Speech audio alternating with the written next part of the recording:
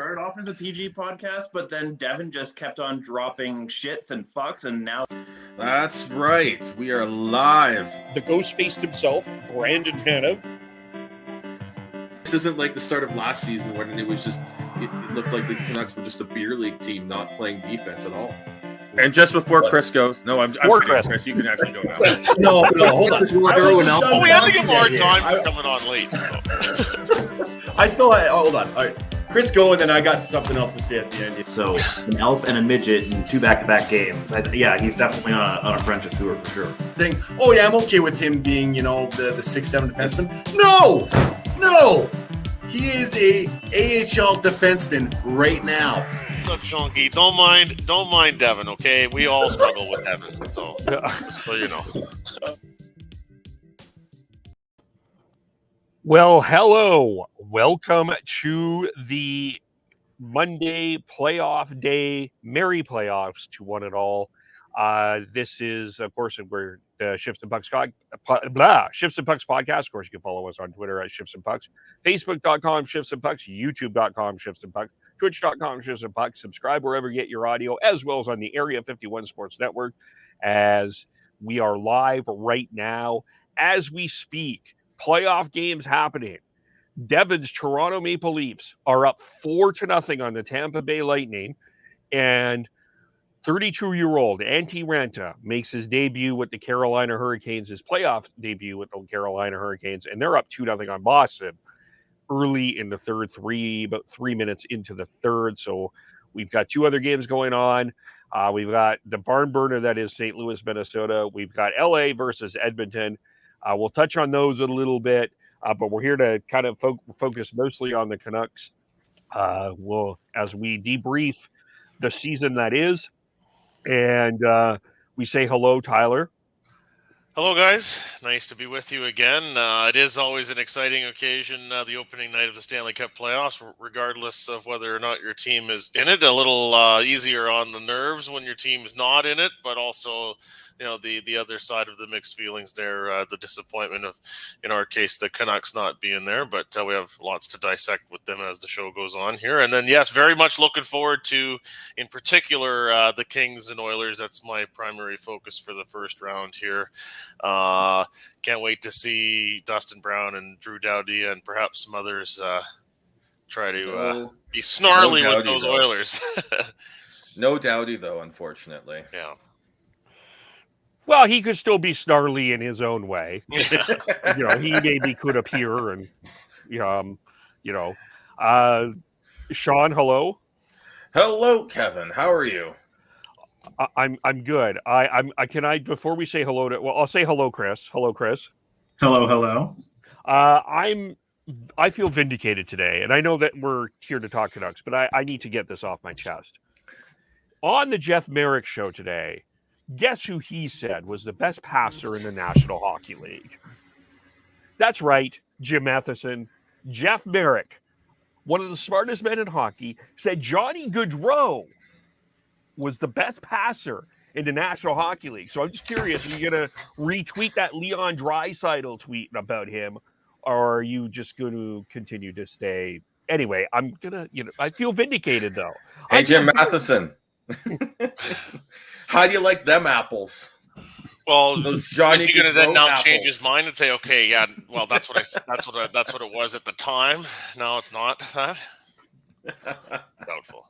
Yeah, I doubt it. But anyway, I felt a bit, after getting attacked by Oilers fans, the fact that Jeff Merrick backed up my opinion just made me feel a little bit better about myself today. So there we go. Anyway, we're here to focus on the Canucks as they are here at the end of the year. By the way, we'll be recapping the Flames and Stars playoff games morning after. We'll be doing the morning after, the day after podcast as the games are a little later on in the day. But we're going to start with it's not a Canucks podcast without some controversy in some way, shape, or form. And it happened yesterday when the players had their exit interviews. And Ben Kuzma, 30-year veteran of reporting with the with Vancouver. He's covered the Canucks. I think he's covered the Canucks for about that long. Asked a question of Brock Boeser about his father that some felt was a bit awkward and inappropriate, but Brock Boeser answered the question, and it turned into a big thing on Twitter. A lot of people very upset that Ben Kuzma asked this question and felt it was completely offside and inappropriate. But yet Boeser answered the question. It became just a very awkward moment. For those who don't know, Brock's father, Duke, is suffering from dementia, and it's not a good situation. And our thoughts, of course, are with the Boeser family, and it's just a very difficult situation all around here. Brock's had a tough couple of years because I believe, if I remember correctly, and you guys can correct me if I'm wrong, but this has been 3 seasons, because I seem to remember his dad was ill during the bubble playoffs, if I remember correctly. Am I right there? So I did a little bit of research once this thing all went down yesterday. So his dad was initially diagnosed with Parkinson's in 2010. And then he, I believe, was diagnosed with cancer and diagnosed with cancer in 2017. Initially had a good round of chemo and was able to put it into remission, but then it came back with a vengeance in 2020. And he also suffered a major heart attack in 2020. And from what I understand now, the onset dementia is being advanced because of the Parkinson's.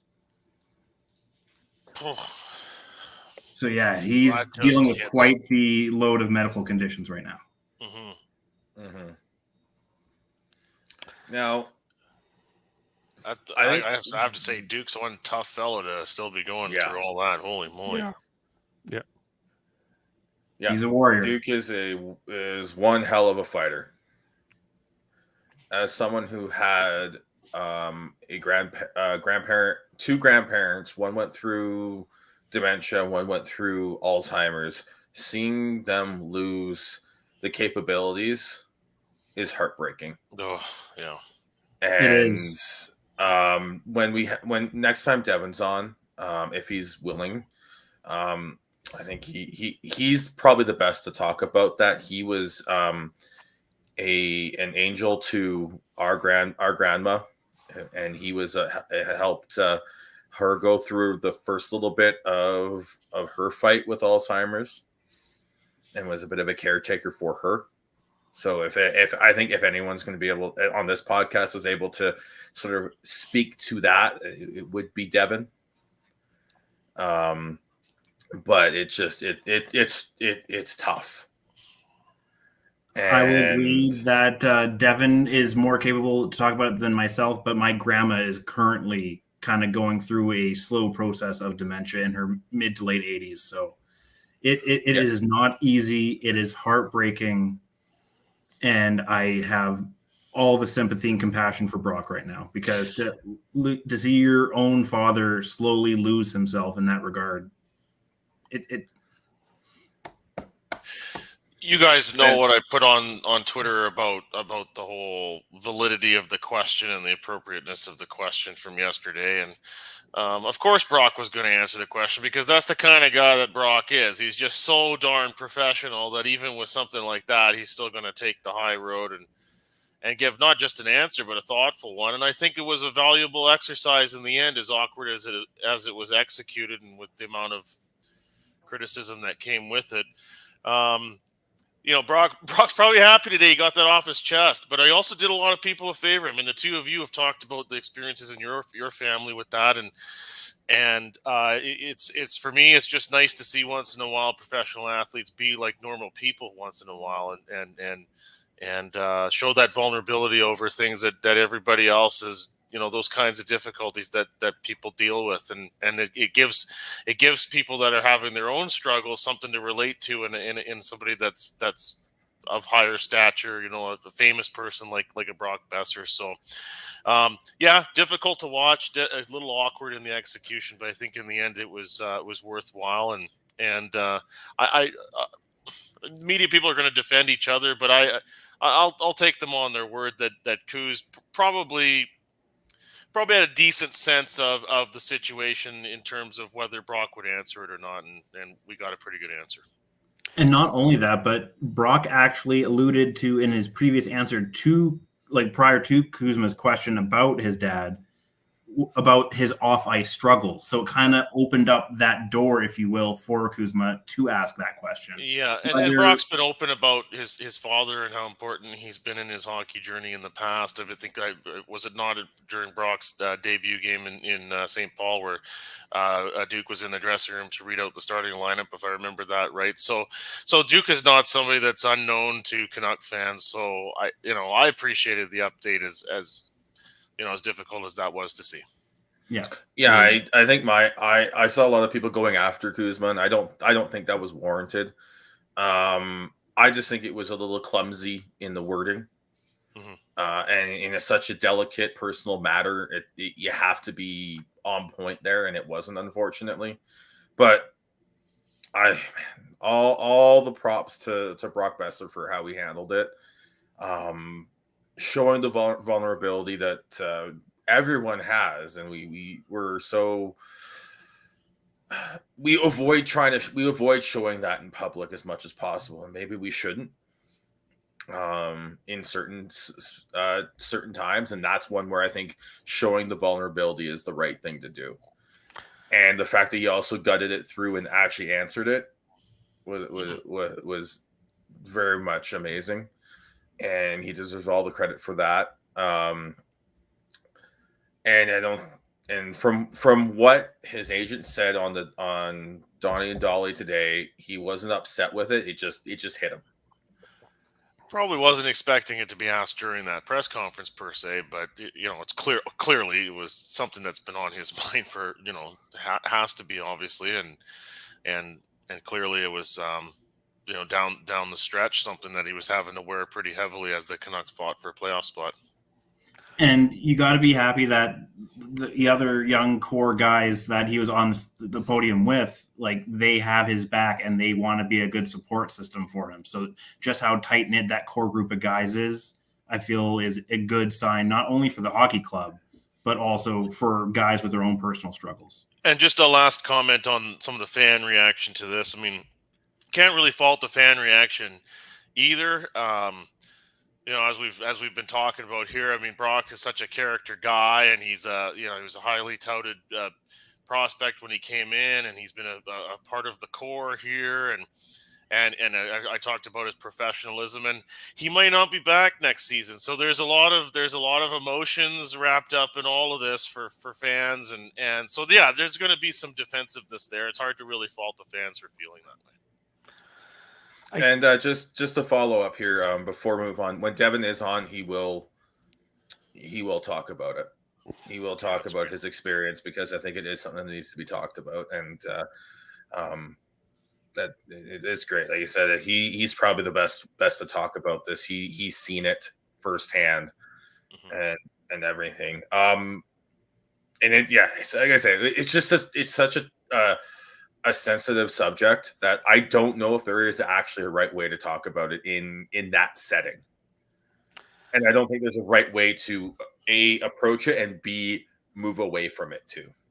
Because Kev, you said that you weren't too happy with how abruptly the topic changed from that, but I don't know how you changed from that properly, especially in that setting.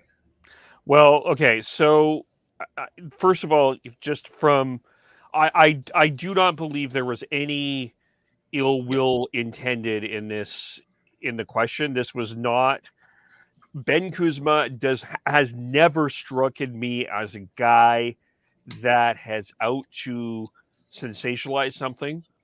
And I think that's a really important context to have in this debate, because there are reporters, and we've seen it, where a player has passed and the headline is just really rotten. So It's not above some media members to do this in a way that is sensationalistic. I really think that Ben Kuzma's intent was sincere and it came from the right place.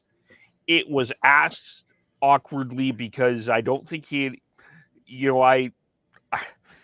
it's part of the problem here, and one of the things that I think we need to just remember is, as much as we're watching on ESPN that the reporter is close to the player right now, it's not been necessarily the case in Canada.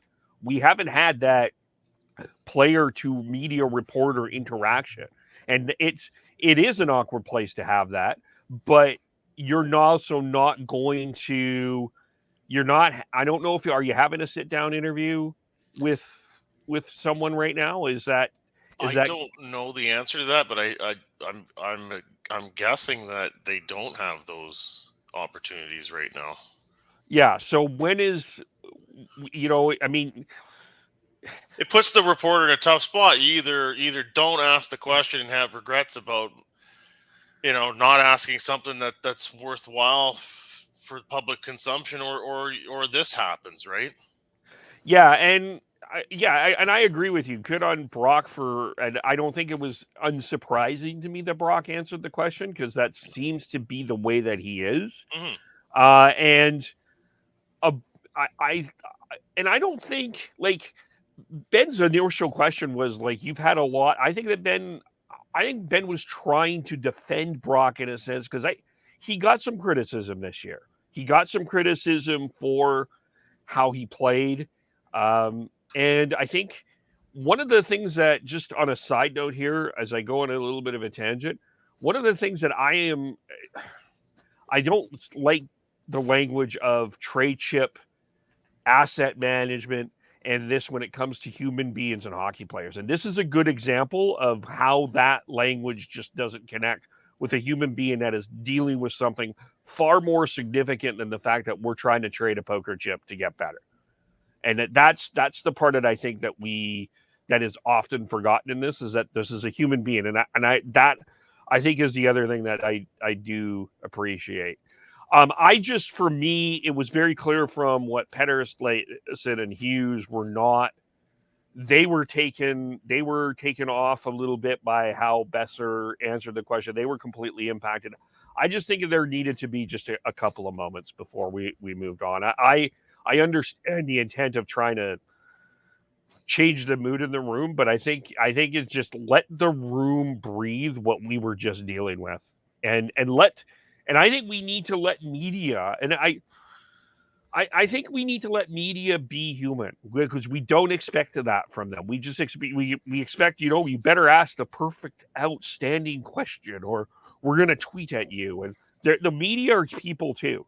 And they're not always. Ben Kuzma's been doing this for 30 years. He's not everyone, as Rick Dollywell says, everyone's going to have a bad day. Just let the whole room breathe, and just, okay, this is going to take a couple of extra minutes, but let's just breathe this out, and then we can move on. That's all. I'm not being super critical of it, but I think it just needed a moment. But everybody deals with that stuff so differently. Mm-hmm. And some find it very awkward. And then the other thing is, you've got so many bodies and people involved that I don't know if it's actually realistic to let it breathe the way you're right, it should have. Mm-hmm. In that setting. It's tough. That's why I said I don't know if there was a right way to handle it in that setting. Yeah, and as far as criticism for Kuzma, I mean, this is not a case of a media member having some egotistical conflict with an athlete because the athlete won't answer his questions or something like that. It wasn't that type of thing. Yeah, it was more of a, human to human, whether you think that's right or not. And there's obviously a lot of difference of opinion in that. But at the end of the day, I think it's been good for Brock. It's been good for the fans, and I think it's good beyond the game. Like I say, to see people that are of that kind of stature to be real people like the rest of us once in a while. Go ahead. What were you going to say, Chris? I was just basically going to try and clarify that you meant like more like a 10 to 30 second sort of like, not moment of silence. That's, I feel like, the wrong terminology, but kind of gets the right idea across. Like just like 10 to 30 seconds of general silence in the room. Is that what you were hoping for? Yeah, kind of like, okay, let's not rush to the next question. Just maybe sit in it, if you will. Yeah.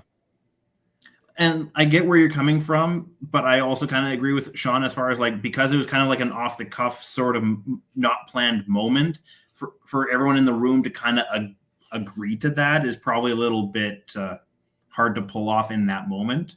But I fully agree with the intent of what you mean. It's just, I'm not sure how you pull that off in that moment. It's also carried live too, so that kind of puts everybody in a difficult position of what do we do now, right? It's not that scripted a type of thing, and yet it's being aired live. So, and and the other thing with the media is like they know if they pass up a chance to ask a question that they may not get it back as well. Yeah, especially in a post-COVID situation where their access to the players is limited to begin with. Yeah, and I think that's the other big thing in this is getting to the point of bringing back that particular access. And we've had this chat about, and this is another evidence for having your reporters and your broadcast team and the people covering your team travel with the team, because it's those types of relationships are really important. And this is a great example of why you have them. And I think that kind of thing is valuable. And, I mean, Ian McIntyre tweeted out a couple of an article that they shared with the Boeser family a couple of years ago. So, yeah, I think that I think this is a really difficult situation, but this didn't strike me as an intentionally fiery situation. It was just a more honest situation. And like we said, Brock's that salt of the earth type of guy that he didn't want to deflect or shy away from the question. He wanted to essentially man up and answer it. He just had to emotionally process his feelings in that moment to be able to speak coherently. Yeah. I think that's pretty much. I don't think there's anything else too much to say more about that. I think we've covered it pretty well. But tough turn, right? It's tough to kind of go into the hockey part of all of this. But I guess as we look at this season, we saw the slow start. We saw Bruce Boudreau. To speak about Boudreau spoke to the media today. The significant thing that came out is he's told Jim and Patrick that he wanted to be back. We will hear from Jim and Patrick tomorrow and see what they have to say. But indications are that should get done, which is good. But I guess maybe what is your takeaway from the season? Sean? There's some optimism there, despite how the season started. Under Boudreau, this team looked like almost exactly what I thought this team would be. I figured they would struggle a little bit defensively, which they did, but they figured they could be able to put up points and put up goals, and they did. They just, man, the what ifs and all that. If they had made the coaching move and the changes a week and a half, 2 weeks earlier, are we not talking today about the end of the season? Are we talking about them being in potentially a series against either Calgary or Colorado or even Edmonton? Like we even kind of talked about that at the time too. We were wishing the decision had came 3 or 4 weeks earlier. And here we are now, seeing the results of that. Remember, there was a road trip. I can't remember the exact timing. I'm sure one of you guys remembers though. But they went on. They had a small road trip, and they got absolutely whipped by Colorado Can't remember the score, but It was Colorado, then Vegas, and then I think Anaheim. Yeah. Okay. Yeah. And those they two were games already scuffling before that, and then they really got killed there, and that's probably when the move should have been made. But we don't. We're just speculating if we wonder what was going on in the upper levels of the organization and with ownership. But probably they were in a bit of a scramble to figure out what to do, and and you could say it cost them a playoff spot. Okay, but It totally did. Let me play devil's advocate just for a little bit here. Because it was the change, we agreed that the change needed to happen. What I think the question was is what was next. And maybe 2 weeks before, do you get Bruce Boudreau? Or do you bring in an assistant, or do you call up someone from Abbotsford?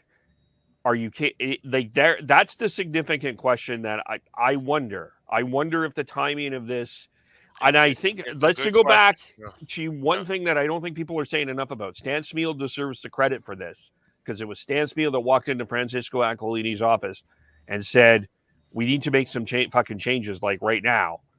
And Aquilini brought in Boudreau, and Aquilini brings in Rutherford. And that could have, just a couple weeks earlier, yeah, maybe you're right. They could have been in the playoffs. But the other hand of this is we're assuming that would have been a decision to bring in Bruce Boudreau, where it could have been someone else. Yeah, and then as far as who would make the move, I mean, I think we can probably safely assume that Jim Benning wasn't permitted to make any such change. I honestly don't think he was making that move, no matter when that happened. So, yeah. It's unfortunate. Like I said, the what ifs, the coulda, wouldas, and all that. Like, you could go into a massive rabbit hole on that. Mm-hmm. If they make the move 2 weeks earlier, do they bring in Boudreau? Who the fuck knows? Yeah. Who the fuck knows?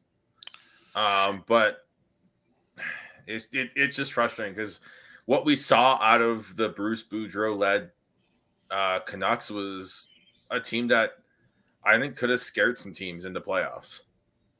Mm-hmm. Now, again, Demko is hurt at this point, and he played injured for about a month there, so that might have, like, that there was about a month ago, I think we're all saying, like, maybe he doesn't look like the same Demko. Mm-hmm. And we now know why. But it's, from what, looking forward next season and beyond, you've got Beau Horvath took another step this year, I think. You saw Petey get back to what we know he can be in the later stages of the season, in that drive to stay in the playoff race, and to maybe they were hoping to get in. When Brock came back, he looked rejuvenated. He looked like the Brock that I was a big fan of. Garland stepped up. We had Quinn Hughes, after an offseason last year, step back up and be on the verge of superstardom. If this core basically can replicate what they did in the second half of this season over the long term moving forward, it's a bright future for the Canucks. There still needs to be tweaks. There's still tweaks that need to be made because it's still a very flawed roster. Yeah. I'm pretty sure we said that from the beginning. We said that they're a borderline playoff team, and guess what? That's exactly what they were. Yeah. They just didn't get on the right side of the border. They proved the old Bill Parcells adage to be true there, that you are what the standings say you are. It turned out remarkably true with this team. Yeah. I'm glad you mentioned earlier about an optimistic feeling. This is my first show on since I was at the Senators Canucks game on April 19th, and That's what really stood out to me. It's one of those things where you got to be in the building to get the full sense, I think, of where the fans are at. And obviously the magnitude of the game under the circumstances of a playoff chase and the winning streak that they were on made it very exciting. The Lars Scheider's there, obviously adding to the environment. But and in lower bowl for the first time ever, too. How was that? Yeah, and of course, Tom would be rising from above in a scissor lift. But anyways, that was fantastic. But the thing that really stood out, though, was from some of the other games I've been to over the last number of years, going back to the end of the Vigneault era and the Torts era and the Willie Desjardins era, is those experiences. Even in games the Canucks won, with the fans, it kind of felt more. It felt more like a going through the motions type of exercise of going out to a hockey game and the entertainment and just the whole experience. Whereas in this case, it wasn't a playoff game, but the thirst for the success and some hope in what they were watching, you could feel that in the building. You could feel like there was a different level of optimism around the team, and they ultimately lost in the shootout that night with Adam Gaudette scoring the shootout winner. But I left there feeling like, okay, I think next year that, with no limited attendance and pandemic hopefully in the rear view, and a team with a full camp under this coaching staff and this management regime, I think people can feel pretty good with the product at this point. But there are changes that have to be made still, obviously. Yeah, Tyler had a much more eloquent version of what I tried to summarize. Yeah, you've got some young players there that are really looking good. Demko stepped up and has become a arguably top 5 goaltender in this league. Kevin, you said that you have Kemper as your Vezina Trophy winner. I want to put a bet out there that Demko finishes above Kemper in Vezina voting. I'll take that bet. Okay. But you've got Demko there, a franchise goaltender who basically painted over warts of this team with his play this year. Quinn Hughes has stepped up. Defensively is the big thing with Quinn Hughes. Like, we all know he's one of the best offensive defensemen in the game. But defensively is something that he struggled last season and has stepped up huge this year, which is a huge bonus for the Canucks.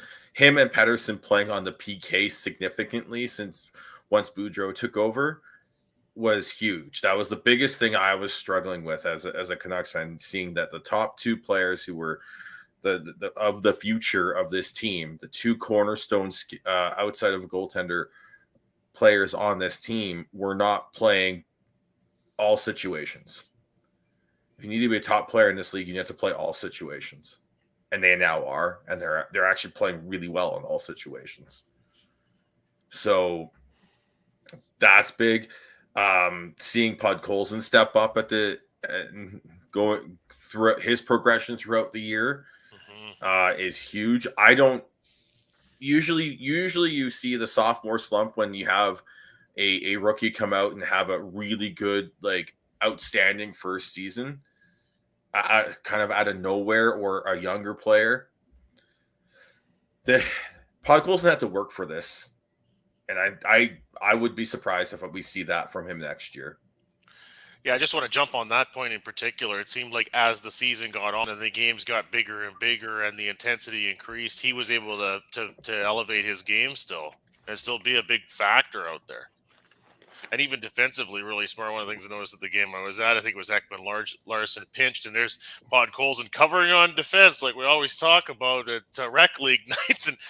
And just a night, it's just a little thing, but he had good body position. He played the guy to the outside, didn't let him get around him, didn't panic under the situation. And that's one where the coaches are going to be nodding their head like, hey, we got something here with this guy. Very responsible. Just sort of jumped out. I don't know if it was just the angles from where I was sitting, but it was nice to see just something like that with him, where that doesn't look uncomfortable. And it's exciting that they were able to paper him down for the AHL playoffs, because now that he's essentially on this hot streak, now that he's playing with this this extra motivation and whatnot. Yep. It's going to be exciting to see how well he plays in the AHL playoffs. Yep. And Bouchard talked about that today. He said he said it took a bit, but we explained to him Podgoals is not a demotion; it's an opportunity for you to play and get more work in. So that to me, I think that communication is there, and kudos for him for picking up English as well Very as he has. with that. Yeah. Yeah. Well, and I don't know whose idea it was that he do a press conference in English, but the fact that he did give it a go without the translator was real. I tip my cap to that, because that's a very uncomfortable experience for anybody when it's not your mother tongue. And he had a bit of wit to him, and Bruce, there it is. Yeah. So I think the Pod Colson thing is the most positive thing one of the more positive things to take out. I think the other thing, and when everyone in this league is cash trapped, if you can get a cheap backup to play 20-25 games, that's going to be advantageous, and that might be Spencer Martin. In my mind, he's the backup next year. They got to figure out how to make all that work, obviously contract wise, and I think they've already got him signed for a couple. They of did. years. That's right. I think that was announced not too long ago, actually. I think they'll bring in. I think they might bring in another goalie to maybe push him. Yeah, maybe on a PTO or. Well, that's good for DiPietro as well to have that probably, but yeah, I mean Spencer Martin didn't have a regulation loss, and how many appearances for the Canucks? Was it 6 or 7? I believe it was 7. Yeah. And they re-upped him after that first set of 3 games. So it wasn't even after this most recent set that he came up for. It was after that first showing that they gave him the one-way contract.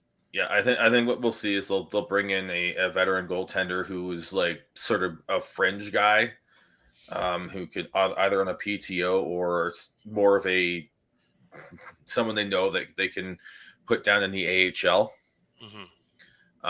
But I think it's at this point it's Spencer Martin's job to lose next year, the backup to Thatcher Demko. Yeah. The other positive for me, because I was getting a little nervous, because I was one on here that was like, hey, Connor Garland's going to work out here in Vancouver. You watch, everything's going to be okay here. I was a big Connor Garland fan, and then he went through a bit of a stretch where that became a question in this market. But to me, I think Connor Garland proved his worth. You just remember he went through a trade, so he's moved to a one organization where you're now moving into, just to remind everyone, there's a possibility they're going to a 5,000 seat arena next year, to a place that is passionately crazy about hockey, and then you had a coaching change in between that. So I think that, you talk about adjustment for Connor Garland. Like, yeah, he went through mid-season with a long streak without a goal, but like he had an adjustment to make here, and he found his footing. And I think he's a guy I'd be loath to trade right now if I'm the Canucks. I don't think that like, I mean, I think everything has to be on the table, but I don't know. I think you have something there with Connor Garland. I'm going to stand with Connor. Hashtag stand with Connor. Yeah. I'm standing with Connor. Wabo standing with Luke Shen. It's just amazing, where he started in his career and all the ups and downs, and now here he is this season with the Canucks, and by the end of it, we're like, we can't live without Luke Shen. So, and he got the unsung hero award at the end of the season. Yeah, it was just Luke, nice to see. I want to see Luke Shen be paired with OEL next year. It's really nice that he got to talk with Murph at the end of the last home game there. It's just fitting for the whole circumstance there. I think Luke had a goal in that game as well, and just so happy for him, just with what he's been through in his career. And yes, he has a couple of, he was with Tampa for the couple of cups, but for him to now come into this situation and embrace the Wiley veteran job and do it well and be so enamored by the fans, right? It's been nice to see, because when he started out in Toronto and he was getting run out of town and the whipping boy back then, I had to wonder how the rest of his career would turn out, and it's looking like a pretty good success here. Yeah, it's you look at his games played through the seasons here. Last time he played this many games is 2017-18 when he was in Arizona. Yeah. Then he played basically. So what are we looking at here? 26 games in 2018-19 between Anaheim and Vancouver. 25 with Tampa. 38 with Tampa. Yeah, he won a couple cups with them, but he was a bit beast. Now he's worked his ass off, and Devin, you're wrong. He's not an AHL defenseman anymore. No, he is I dare to say he's a 4. He's a number 4 on a lot of teams in this league. The way he plays, how solid he. No, I'm sorry, Kev. I can see you cringing here. The way he plays, how solid he plays, how safe he plays. I get to say something though. Come on, right? But he makes smart passes. He's a physical force out there. He doesn't try and force things when it's not there. He's the number 4 on a lot of teams. He's not saying most teams. He's saying a lot of teams. I would say in certain situations you can put him as a 4, but I would be more comfortable if he was on my team as a 5-6. Sure. I wouldn't be uncomfortable with Luke Schenn as a 4 on my team. Just the way he plays. There is he's not flashy. He doesn't, but you don't need all your top 4 defensemen to be that way. No, you don't. Look at Tampa. Look at the right side of Tampa's defense. No, well, tonight. Yeah, except to don't look at them tonight. But overall. But look at that's one of the reasons why that blue lines worked so well for them is because that right side over the past 2 years has just been solid. I understand what you're saying. I still would rather. What does Luke Schenn need to do to be a top 4 in your mind? I think old, I guess. Well, to me, I think he played a little too much this year. I think we all agreed he played a little too much this year. I think he's a guy. Look, I think in certain situations, in certain points of the game, and certain points of the season, when you have someone injured on your top 4, he's a guy that can fill in for periods of time. But I really would be more comfortable in a regular 5-6 role with Luke Schenn. I just think with age, with that wear and tear on that body, going forward, I think I'm kind of where Kevin's at. But at this moment, the way the last little while's gone, I'm more on Sean's side. Yeah, what does he need to do to be a top 4? I don't think you've answered that for me. Well, he's played with Luke Quinn, or if he played with Luke, he played with himself. He played with Quinn Hughes, so he already was in a top 4. But I don't think his skating is quite there for top 4. I don't think, for me, I think of a couple of other defensemen out there that I think are better skaters in a top 4 role. I think Schenn is not Tanev, for one, as an example. Well, Tanev's a top 2 defenseman. He said, well, not on Calgary. He's a top 4. Well, that it goes back to the point with Schenn when he was with Tampa. He was a depth player, and with the Canucks, a critical piece. So yes, it does depend on which team he's on. But yeah, he's not a top pair guy. But I think we're understating the guy to say on most teams or a good portion of teams. I love what Luke Schenn brings to the team. Please don't get me wrong. For me, more comfortable. I'm more comfortable with him in a number 5-6 role than I would be in a regular number 4 role. Because you got Tyler Myers, who ate your minutes. He's a minute eater, but okay, is he effective? Was that effective minute eating from Tyler Myers? I think that's a fair question to ask, and I think it's a very fair question to ask about his future here. And I guess so I guess we'll start here with the two things that I think are the big priority here. And that is fixing the defense. And it's not a knock on Luke Schenn.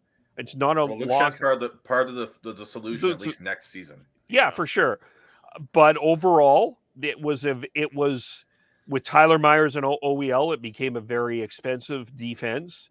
And look, the one thing I think that I'm not prepared necessarily to put a pencil on the paper that Jack Rathbone makes the team next year. I think from listening to a lot of other smarter people than me, and there's many of them out there talking about the preparation of the National Hockey League, I would be open to the conversation to having Jack Rathbone play in the AHL for another season. And I know that a lot of people would completely disagree with that, but I think that that's a very realistic conversation to have. Mm-hmm. But you have to improve the defense. And yes, Luke Schenn is part of it. Yes, Quinn Hughes is part of it. And I don't think OEL was terrible. I think his contract's expensive, and that's the challenge. But I don't think OEL was terrible in any way, shape, or form. The thing with OEL is I think he needs to have a Luke Schenn on his pair. He needs to have a solid, dependable defense pair, and that's not Tyler Myers. No. As good as that pair was at times, hockey with them. Yeah. As good as OEL's offensive game struggled because of that. OEL needs to be the main puck mover on that pair, which is why I put out a poll through the podcast account on Twitter today that should Quinn Hughes be moved to the right side? And part of that is because I think you need to rethink, because of Kevin, this does play into the revamping of that blue line and that right side specifically, because you have options on the left side with Rathbone, with Travis Dermott, as well as OEL. Oh, yeah, Travis Dermott is a guy that I think he's one of your 4 of your 7 next year. Yes. And so Hughes is skilled enough that I think and smart enough that he can learn how to make those plays on his offside. And if you can find I went through digging through like Cap Friendly and trying to figure out who might be realistically available that could be a good upgrade on Tyler Myers, because I do think that he will be moved to this offseason for cap flexibility reasons more than anything else. And the return's not going to be amazing, but having that cap flexibility will help the Canucks in the long term. But I do think you need to upgrade Quinn Hughes's defense partner if he's going to be if you're going to lean on him on the minutes to be a true number 1 defenseman, which I believe he's proven to be this season. And I think if you can bump down Luke Schenn to an OEL pair on your second pair, and then if you switch Hughes over, and then you talk with Philadelphia, and maybe you can bring in Travis Sanheim, that's a true number 1 pair in Hughes and Sanheim. Now that's pie in the sky thinking on my part, but I'm sure there's going to be a lot more available top 4 left side defensemen in the market than there are going to be right side defensemen. And I think you have someone in Quinn Hughes that has the ability, the skill, the smarts, and the speed and the skating to be able to play on his offside as a defenseman. That you have to explore that. So for if I got this right, so what Sean wants to see then for top pair is Hughes with to be determined. Yep. And then you want to see Shen and OEL as your second pair. Mm-hmm. And then third pair, I mean, they just take your pick between kind of whoever's left. I mean, we haven't mentioned Tucker Pullman, but I mean, I wouldn't be sad to see him go if they went that route. So Myers is not back in Sean's world here, and I still for all his faults, that's still a pretty big hole to fill if you're saying, okay, we're moving on from Tyler Myers. So yeah, defense is going to be a big challenge for the Canucks. And just going back very quickly to Rathbone, I'm totally with Kevin on that one. You can sometimes get away with rushing some forwards. They're a little easier to kind of. It's a little easier to hide their flaws, but on defense, that's difficult to do. And if you hang a young defenseman out there to dry and they're struggling, they may never get their confidence back. So I like the idea of being careful with Rathbone. And just to toss on this, I think that was part of what happened with Luke Shen. Luke Shen was put in a situation where he was younger, where he was put in a where we had high expectations because he was a cornerstone defenseman in the National Hockey League. He's a high draft pick, so we got to play him. And it didn't work out. Even, right now, watching one guy I think is an interesting case study into how defensemen are developing is Rasmus Darlene. Rasmus Darlene was at the same draft as Quinn Hughes. Hands down, everyone had as the number one pick. It has taken him a while to get that going to find his game. I mean, I still think that I still don't think he's quite where he wants to be or where everyone had these expectations of at the beginning of the year or at the beginning of his career. So I don't think you rush. I'm firmly of the belief you don't rush defensemen. And I believe that is a Jim Rutherfordism too. And I don't believe he is a guy that likes to rush defensemen at all. I think he's one that I think that he wants to marinate, and I wouldn't be surprised if that's a philosophy that starts coming down the Vancouver Canuck trail in terms of philosophy, because I think that happened a lot to Juolevi. I think it happens to a lot of defensemen. It's just you rush them. I just give them time to get their game. I don't think Juolevi was rushed. I think there was other issues with him. But the Darlene one is key, and it's also I think it's also something that Buffalo needs to make sure that they're very cognizant of with Owen Power as well. Yep. I think it's very easy for good, very skilled defensemen to come in and put up points, but to play defense at the NHL level at a top 4, top 2 level, that takes years. You're going to watch one struggle in a series coming up here that Tyler's eyes are going to be on here very quickly, and that's Evan Bouchard. Evan Bouchard is going to that is going to be a very interesting case study in Edmonton as well. Such a big part of their success this year that they need him to continue to do that. Of course, they need Darnell Nurse to be playing heavy minutes as well. I guess we'll find out soon enough. Yeah, defense. That's the thing for the Canucks. That needs more than just tweaking. That needs a pretty big change. The status quo would be a little more acceptable with the forward group, but even there at the bare minimum, tweaks are needed. Is it really hard doing the show with the game on? I know. You guys are doing great though. It's just 5-0 Toronto, by the way. And yes, the predictions from Sheldon Keefe about it getting borderline violent to have some merit. We'll just. But that's what playoff hockey is. I know, and it's great. Violent. It's awesome. And the crowds were great. The crowds in both areas. Carolina knocked off Boston 5-1, and St. Louis is up on Minnesota 1-0 early in that one. So about 8 minutes in. Just one other name I want to toss into I'm just going to toss this name into the defense pile as a guy that I could see names going on here, and that is John Marino. John Marino is a guy I think that the Canucks, I wouldn't be surprised if the Canucks look at making a move there. We'll have to see, but that's another guy I wouldn't be surprised. I'm not sure Pittsburgh will move on him, but I think they will be. I think Alvin and Rutherford will be poking and prodding and hoping. Yeah, we know that Alvin and Rutherford are definitely interested for obvious reasons. It's just whether Hextall's willing to part with them is the real question. That being said, if I'm building this defense, I'm not sure Marino fits what I'm looking for.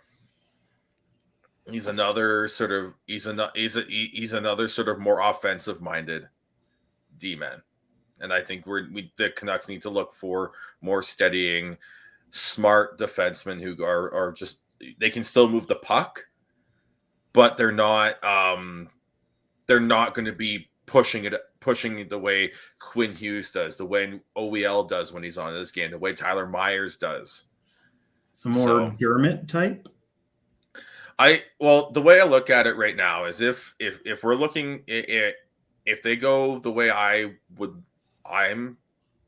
thinking, and you move Quinn Hughes over to the right side, and you have TBD with Quinn Hughes, then you have OEL and Shen, and then you have Dermott, and maybe I wouldn't mind Poolman for one more season as a third pair guy, because the other thing is if Dermott's not quite living up to what we think he could and should be, and Rathbone's ripping it up in the AHL, you can bring up Rathbone. You've got a Tucker Poolman there to be his steadying right side defenseman for him.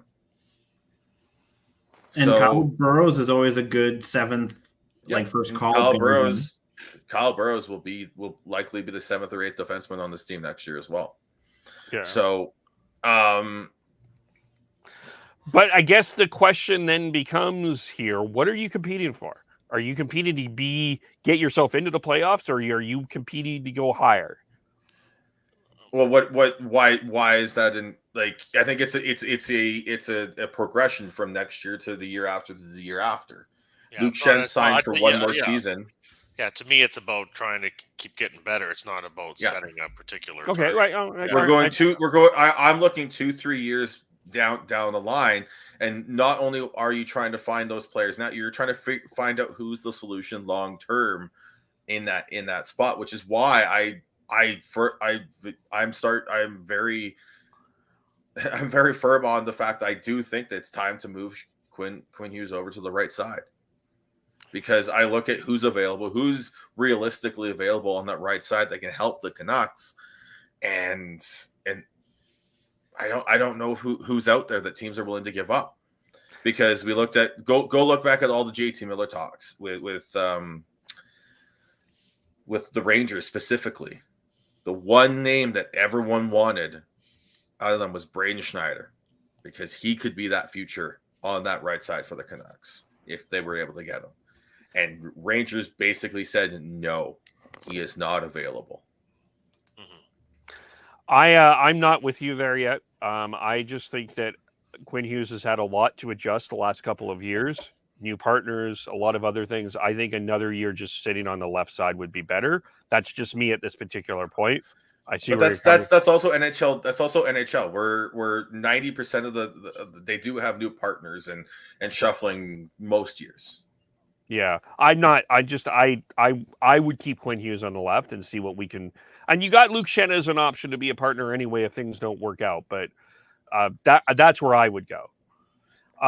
But as much as I want to continue the argument, we are getting close to a couple of other games started. So if we can move on, We're moving on. We're moving on. No, we can move on.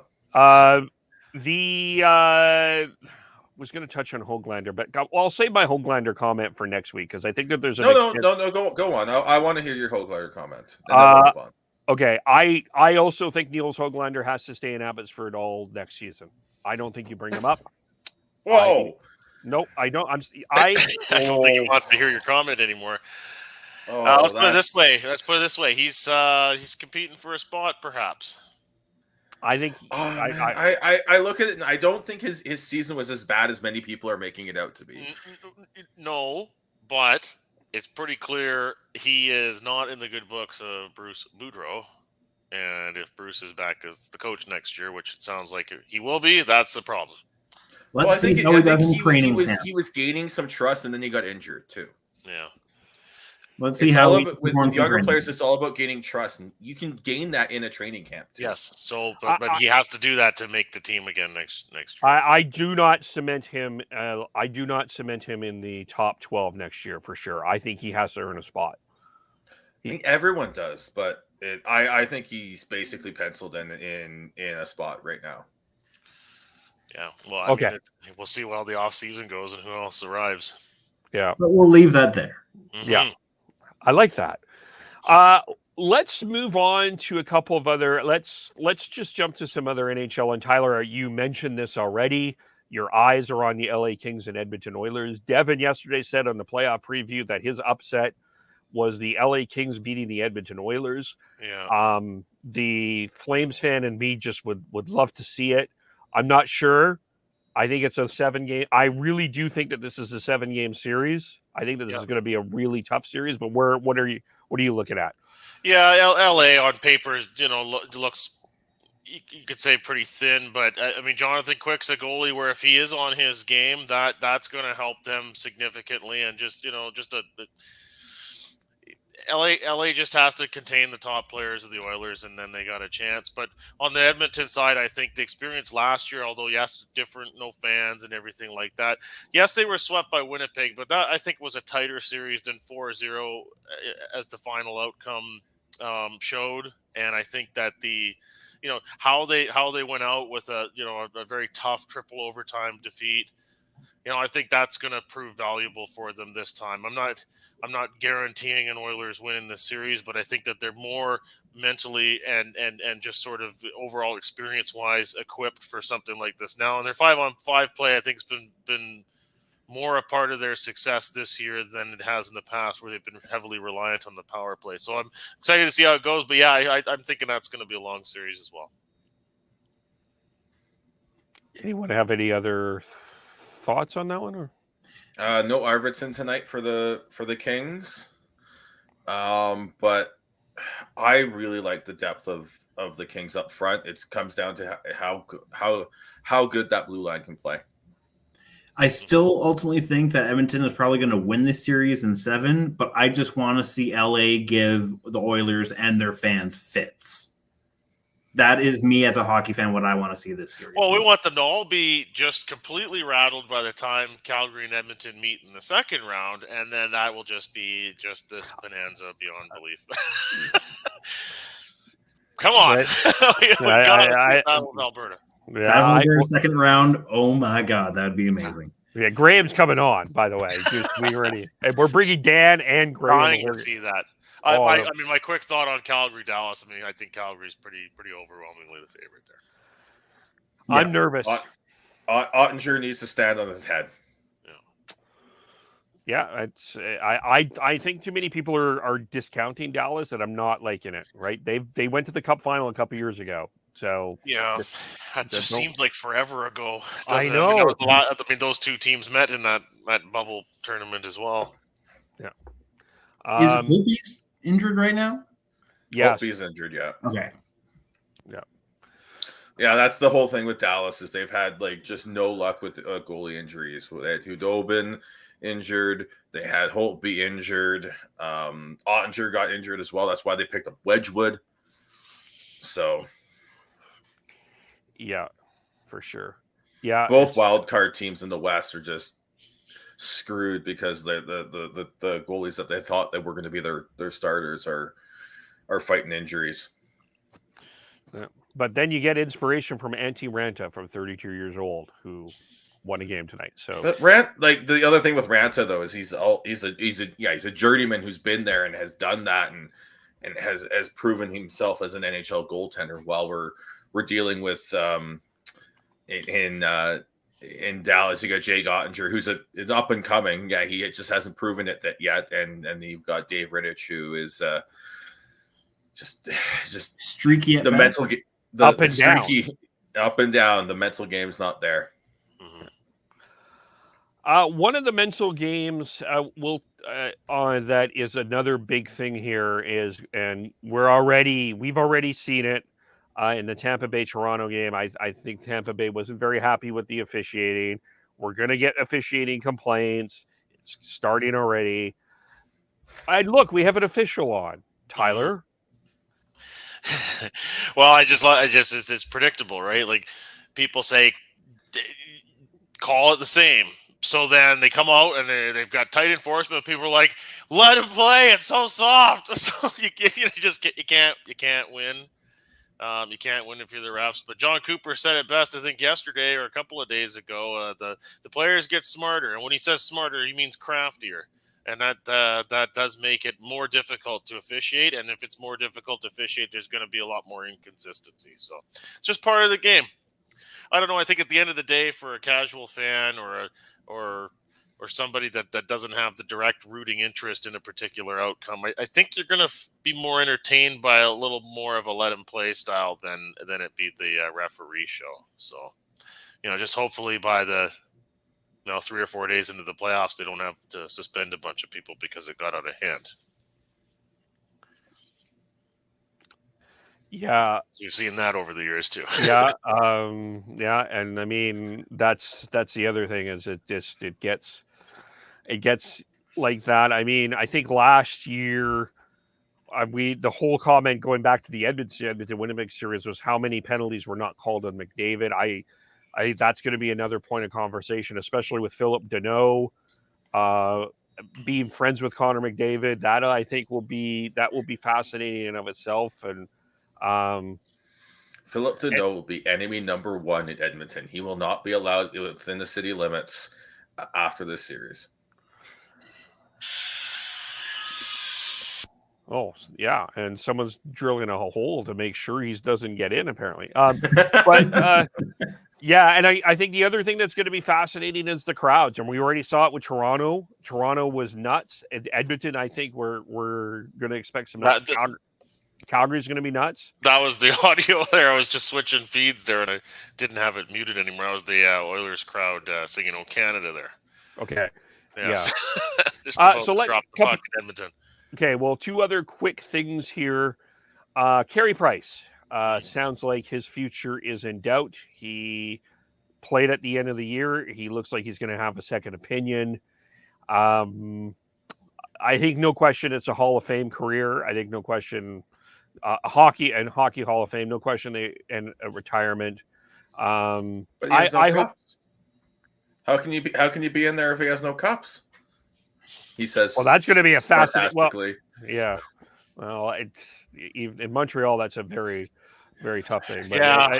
If this is the end, thank you, Carey Price, and it was really nice to see him come back and play a few more games and. Have the opportunity to leave the game with maybe a few less regrets than he might have otherwise. A little bit more on his own terms as opposed to if he had just been forced into retirement. Yeah, absolutely. Yeah. Yeah. And then Winnipeg. Winnipeg became a place of drama the last couple of days. Kevin Cheveldayoff's got his extension. He announced that they are searching for a coach, but Dave Lowry is a candidate to be the head coach.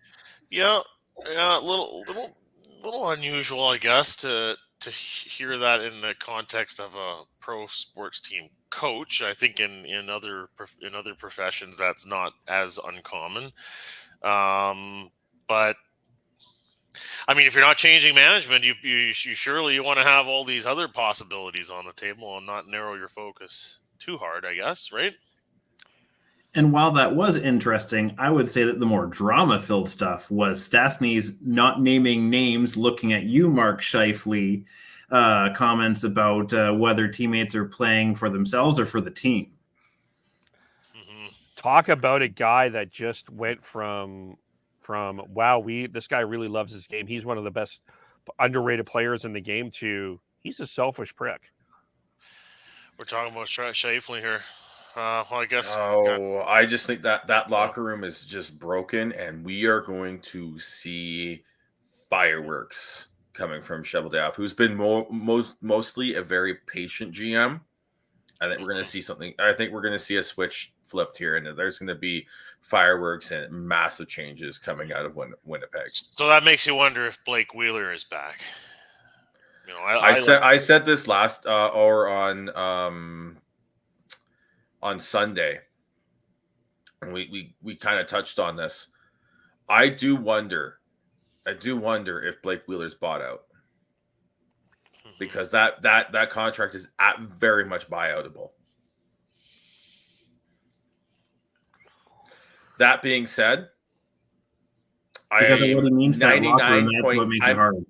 Yeah, I'm 99.9% that for sure that Scheifele's getting traded, because I think they feel that Cole Perfetti can be what Scheifele is in a few years. He may not be that this upcoming season or the season after, but I feel like they feel that I bet you they feel that he can't be that. And they got to pay PLD.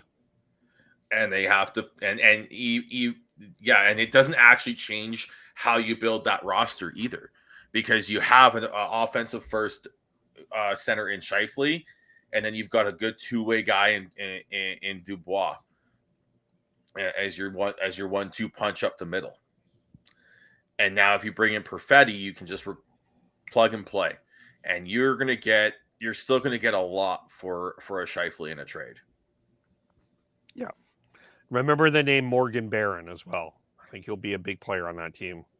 Sorry, Justin Barron. Quickly, still on the topic of the Jets, I want to wish happy trails to Dennis Bayak, of course, the longtime TV voice of the number of teams. All of the years since Winnipeg has returned, he's been the TV voice and done some radio there as well. He was with the Leafs and Oilers in the past, announcing for those teams, a career spanning over 50 years. And nice to see a Manitoba guy come back and finish his career calling Jets games. Really touching stuff for him there at their final game on Sunday against the Seattle Kraken, and he'll still be calling some international hockey for TSN, which is great because his voice is not as synonymous as Gord Miller's with international hockey. But boy, we've come to get used to listening to Dennis Bayak on World Junior and World Championship games for quite a while now. So good for Dennis. He'll get some more time with the family in the winter now.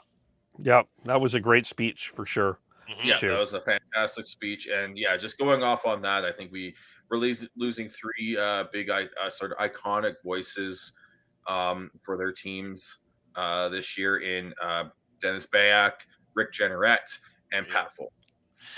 Yes, all very just Hall of Fame level announcers and very beloved in their markets. Pat Foley, I don't know how long his career was, but I think something around the same length as Dennis's. Of course, Hawks win. I mean, all the bad memories for the Canucks. At the same time, Pat's just synonymous with the Blackhawks, and of course, what can you say about Rick Jeanneret? I mean, there's just dozens of legendary calls that you can pull up with RJ.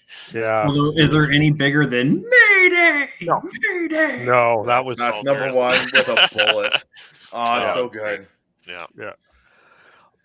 Okay, so you mentioned Phil Deneau. Okay, not 50 seconds in, he's already bumped Draisaitl and then drawn a penalty against Yamamoto. The Oilers have killed it off, but yes, Phil Deneau making his presence known early. Yes, 2-0 St. Louis, by the way. And I want to make one more score update here before we wwrap up. The Vancouver Giants, the number 8 seed, 47 points behind the Everett Silvertips. They are up 2-0, 5 minutes into the first period.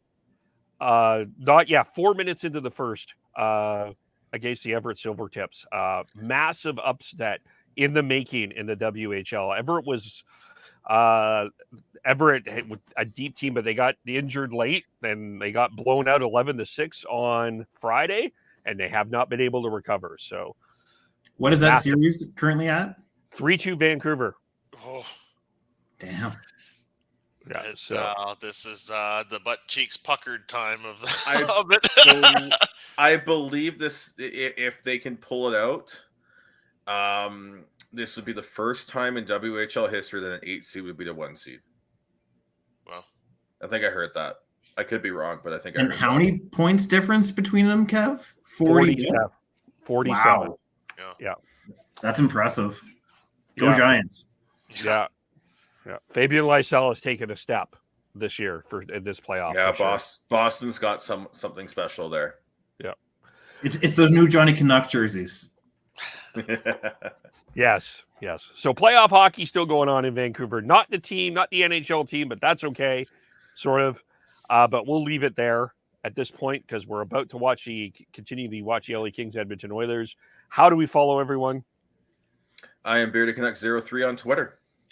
I'm on Twitter at TNoble, TNOBLE. I am at Schneids on most social media. Devin Gordhouse 09. I am KEVOLE. We'll be back Wednesday to recap Game 1, Flames versus Stars. A fireside chat will be joining us, and then we'll be back next week to talk Canucks. We're trying to figure out the day. I think we're looking at Sunday, but we'll let you know. Thanks, everyone, for watching and listening, and we'll talk to you all very soon. Bye for now. As we do the Tyler wave. Mm-hmm. And I hit end podcast. It's not ending.